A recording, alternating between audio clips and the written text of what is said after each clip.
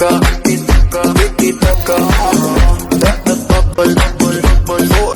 day in my life as a sales lady, cashier, all-in-one in Samster Ukay-Ukay, UAE! Hello mga ka-ukay! Welcome to my vlog! Char! For today's video ay ipapakita ko sa inyo kung anong mga ginagawa namin kapag walang customers. So tara!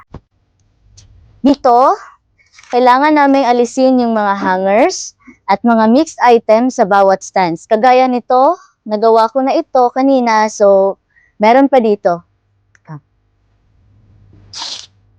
Kagaya nito po, see? Ang t-shirts namin ay naka-bi-colors, but tingnan nyo po, merong yellow. So dapat ang yellow ay ilalagay natin sa yellow. Merong brown. So dapat ilagay din natin siya dito sa brown. See? Merong hangers, empty hangers.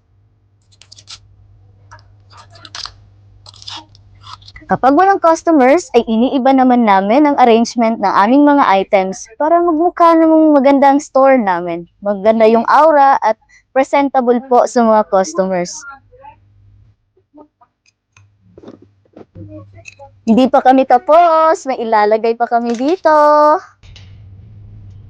Dito ay ina-arrange namin ang mga sapatos upang maidagdag ang mga new arrivals. Kung makikita nyo, magaganda kayo ang mga shoes namin, lalo na ang mga new arrivals. Minsan din mga kaukay, may mga customers tayong napaka-jolly, kagaya ko.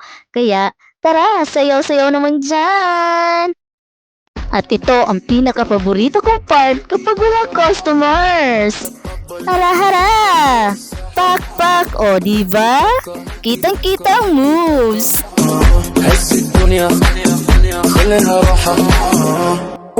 Ito yung ginagawa namin kapag walang customers. So, see you again next video, next